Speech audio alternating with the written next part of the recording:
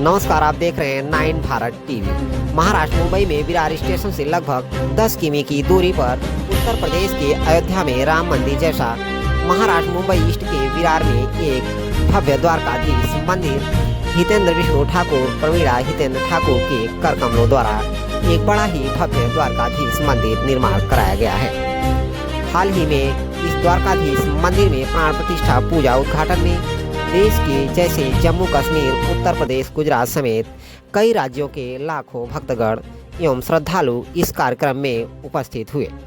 वहीं मंदिर के मालकिन का कहना है कि लोग भगवान श्री कृष्ण द्वारकाधीश का दर्शन करने के लिए लगभग 1200 किमी की दूरी तय करके मथुरा जाया करते थे, मगर अब मुंबई में विरार में ही द्वारकाधीश का दर्शन करने के लिए मंदिर का निर्माण हो गया है।